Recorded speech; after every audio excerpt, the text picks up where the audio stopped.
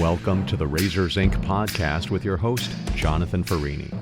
Today we revisit another of the original episodes of the Razors Inc. podcast, an episode that at first blush might seem to be about opportunities lost, or how some are able to cash in while others fizzle out. But after listening to today's podcast, question just how true that is, particularly in regards to today's subjects.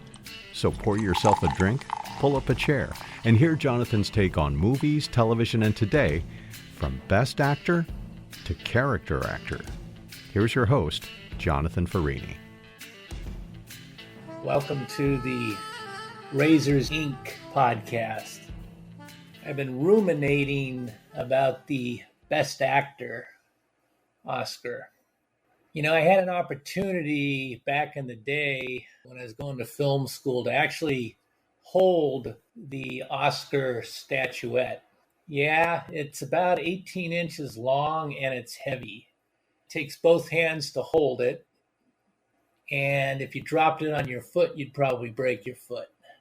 I forget whose name was on it. It was one of the technical categories, so it wasn't anybody famous. But it was nonetheless a great opportunity to actually hold one of those in my hand. This is my own opinion. Next to the Nobel Prize, I can't think of a more prestigious award. And the Oscar goes to... And the Oscar goes to... And the Oscar goes to... You know, the Academy of Motion Pictures, Arts and Sciences is a fraternity, a very elite club, and its members vote on the Academy Awards that are given out. And when they vote, it's not so much a popularity contest as it is a vote for that performance, that technical ability, which really rose above the competition. And oftentimes the Academy Award I've heard described as sometimes from the winners as almost bad luck. Bad luck in terms of, listen, there's no doubt that winning that award or even being nominated for the award is going to get, and I'm just going to focus on above the line talent. This means, you know, directors, actors, actresses, directors of cinematography, but let's just focus on actors and actresses, right? Being nominated and winning that award will certainly up your status and get you more money. There's no doubt about that. But it's not necessarily an indicator that you're going to be in line unless you're very, very, very, very fortunate to get more of those awards.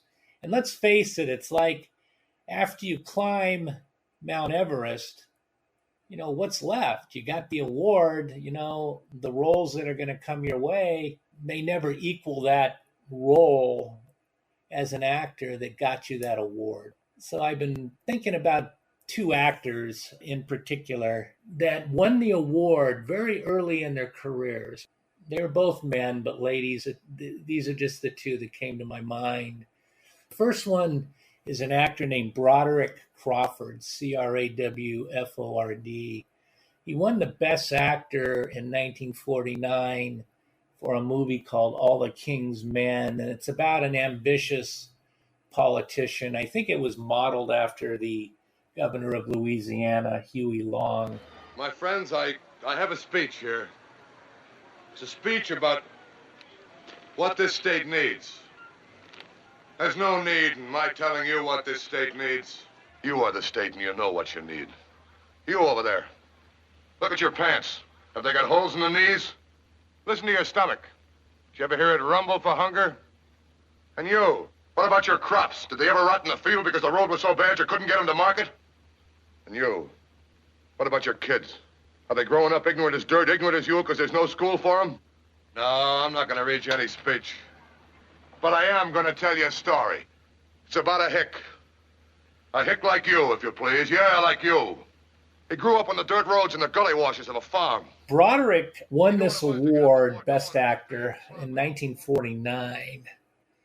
And Like most actors, by the time the late 50s and early 60s arrived and television came on the scene, television was a real competitor to movies. So a lot of actors, very well-known actors, and that's another episode of this podcast, moved on into television as a source of income and staying relevant. So by the time the mid-late 50s rolled around, Broderick Crawford was starring in a television show called Highway Patrol. Go back and call the Highway Patrol. Yes, sir. Tell them where you dropped me and how to get here. Tell them it's 1199. What's 1199? Officer needs help. Do you need help? I won't know till I get there. And he played Dan Matthews. I think he was Lieutenant Dan Matthews of the Highway Patrol. These were 30-minute episodes, which means by the time you subtract out the commercials, you have about 24 pages of dialogue, which one page equals about 1 minute. So it's a very high-paced staccato dialogue that goes very rapid. It goes, You ever do any business with Yates General Store? Yates? Well, I mean buying and selling. Buying and selling items such as these. Those checks were issued to you by Yates. He also sells automotive supplies. He admits to buying large quantities for cash. The dates of his purchases coincide with those of the recent burglaries. This has nothing to do with me. What are you trying to do? Oh, I'm just stating a few facts that may or may not concern you, that's all. Such as the dates and the amounts of the burglaries, Yates' purchases, the express checks, they coincide all the way down the line. speaking very staccato, rapid fire, just to get the episode done. And you'll also find the same technique in Jack Webb's 30-minute television series Dragnet. So by the late 50s, Broderick Crawford went from Best Actor in a motion picture to television, doing Dan Matthews episodic television. And I didn't see him again until 1966. There was a movie. Now, this was considered a B movie, but when you watch it today, it was prescient. It was actually, I believe, an insider's, meaning Hollywood insiders, revelation about the brutal business of Hollywood, being an actor. We either do it by the ground rules or we don't do it. Ground rules. 1, when they ask for autographs, this is my scene. You play straight man. 2, you keep your mouth shut when the columnists ask questions. Oh, I'll spell feign properly, but I don't like grabbers, so don't volunteer any remarks. Can I bark once in a while so as they'll know I haven't stopped breathing? Oh, it's terrible. Ground rule number 3, I photograph best from my left side, so stay on my right at all times. 4, don't try to drop any hints about our big romance to the fan magazines. 1 pinky on my thigh, and they'll be mailing you back to Pocatello, or wherever you come from, in an envelope. Is that all? You're the one who needs to be seen. Take it or leave it. Being on top, falling off the top, falling out of the business entirely. So look it up. It's called The Oscar, O-S-C-A-R, 1966. It stars Stephen Boyd. I believe the lead actress was Elke Summer. You can't rent it on Netflix or Amazon or on YouTube. You got to buy it on Amazon. But I used to watch it a lot, and I watched it recently because it really opens up the behind-the-scenes world of actors and actresses struggling in Hollywood and what it means to win the Academy Award for your career. But I bring that movie up because Broderick Crawford, okay, let's do the timeline together. 1949, Best Actor. 1950s, Highway Patrol, which was a very popular television program. By the way, he left that series to go to Europe, like many actors, to try to revive his film career. So in 1966 in the Oscar, Broderick Crawford, Best Actor, is in, at best, a 5-minute character role. He plays a sheriff for about 5 minutes. He's not looking that great. Sheriff, you've got us tuned in all wrong. Ledbetter tried to cut us out of our money. What's TC got to do with all of this? I thought you picked us up for knocking him around. Are you kidding? You're down in our books for prostitution and procuring. For what? You know, you're a dirty fella. You're downright unclean. Prostitution? What have we got to do with prostitution? Jaime Kelly. Where'd you get the name Kelly? Jaime? From my father, Michael Kelly. And he got it from his father, Timothy Kelly. And my mother's name was Sadie Rabinowitz. Any more questions? Don't let him bug you, Jaime. Picture's pretty clear. Shut your mouth, brother. I'm a duly elected official of the city, and I take my job damn serious.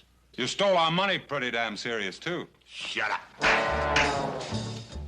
Now, if you're itching for a bruise, keep scratching. It was really art imitating life, and this great actor with the Oscar playing this bit part in this movie about the movie industry was really, really cold water in your face. I contend that's the tragic side of this podcast, because Broderick did not look good, even absent the makeup and the like, in the movie The Oscar. Now, I want to talk about another actor, Ernest Borgnine, and most of you know Ernest Borgnine. But Ernest Borgnine, at the beginning of his career, 1955, he won Best Actor for Marty. Why don't you go to the Stardust Ballroom? It's loaded with tomatoes. It's loaded with what? Tomatoes? Who told you about the Stardust Ballroom, huh? Tommy. He says it's a very nice place. Oh, Thomas. My, it's just a big dance hall, that's all it is. I've been there 100 times. I don't want you hanging around the house tonight. I want you to go take a shave and go dance. Ma, when are you going to give up? You got a bachelor on your hands. I ain't never going to get married. You're going to get married. Ma, sooner or later, there comes a point in a man's life when he's got to face some facts. And one fact I got to face is that whatever it is that women like, I ain't got it. I just called up a girl this afternoon. I got a real brush off, boy. I figured I was past the point of being hurt, but that hurt. No, Ma, I don't want to go to Stardust Ballroom because all that ever happened to me there was girls made me feel like I was a bug. Marty. No. I'm going to stay home tonight and watch the hit parade. You're going to die without a son. So I'll die without a son. I'm just a fat little man, a fat, ugly man. You're not ugly. I'm ugly. Marty. Ma, leave me alone. Ernest Borgnine went on from this exalted perch as winning the Oscar for Best Actor to working steadily through the 50s, through the 60s, through the 70s, and I believe up and through the 80s. And his wife, by the way, I launched a very successful cosmetics line called Tova, T-O-V-A. They were madly in love. But Ernest Borgnine, all his characters after Marty were character roles. You almost suckered me in. I started to believe in your promises that we had a chance. What chance? You took from me the only thing I ever loved in the whole world. My Linda. You killed her. You killed her. You killed her. You killed her. And every one of those that he showed up in, he relished it. He absolutely relished it. So I contend that Ernest Borgnine accepted the fact that, hey, I got Best Actor, that's great, but I just want to act. And being Best Actor was great, but I'm a working actor and I'm going to throw myself into everything I do. And roles just kept coming his way. And it just seems to me that if you look at Borgnine, it seemed to work out better for Ernest Borgnine than Broderick Crawford. Another point I want to make to you about both of these guys. These guys were great actors, but they were not pretty boys. They were not handsome, leading men type of guys. If you look at both of them, and you watch those two movies, you'll know it right away, which makes that award, Best Actor, I think, all the more precious. bad neighborhood, Snake. You don't want to be walking from the Bowery to 42nd Street at night. I've been driving a cab here for 30 years, and I'm telling you, you don't walk around here at night. Yes, sir. It'll kill you, strip you in 10 seconds flat. Usually I'm not down around here myself, but I wanted to catch that show. This stuff is like gold around here, you know. So you might want to think about the Oscars.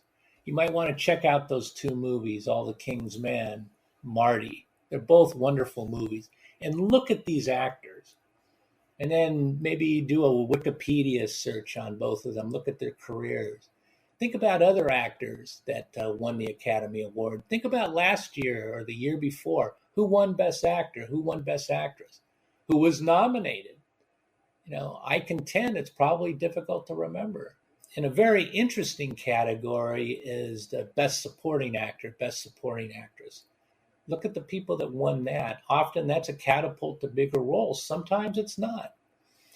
So I guess what I'm trying to say is that winning an Academy Award is the highest achievement that somebody in the movie business can get.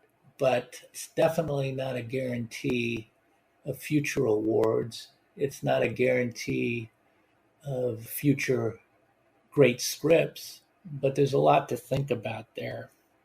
Just wanted to share that because I think a lot about those two guys.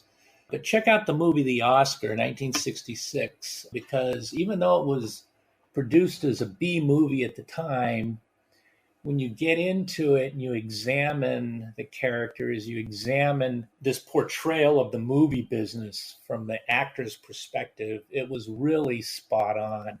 And I'm going to tell you something that holds up today. It really does. Say, listen, go off, have a great weekend, see a movie, see a play, watch something artistic, go to a museum, but be safe and be good to each other. And I'll catch you next time. Adieu. So looking at the last 10 Best Actor winners, Leonardo DiCaprio, Casey Affleck, Gary Oldman, Rami Malek, Joaquin Phoenix, Anthony Hopkins, Will Smith, Brendan Fraser, Cillian Murphy, and Adrian Brody. Sure, a lot of headline firepower there, but you'll also find a handful of Broderick Crawfords and Ernest Borgnines in the mix, and really, there's nothing wrong with that. You've been listening to the Razors Inc. podcast with Jonathan Ferrini. Be sure to check out Jonathan's collection of fiction at jonathanferrini.com. Also, be sure to look for Jonathan's short story, Mine Shaft, in which a troubled young woman meets a lonely retired gold miner in Death Valley. They enter a shuttered gold mine only to become trapped, but learn important lessons along the way. Mine Shaft, already published in Wise Owl, Infinity Wanderers magazine, and Egophobia magazine, it's been published again, this time in the November issue of Rundalania, published by the Arts and Literature Division of the Central Library in Rochester, New York. Look for Mind Shaft at rundalania.com or at jonathanferrini.com, or drop an email to razorsincpodcast@gmail.com.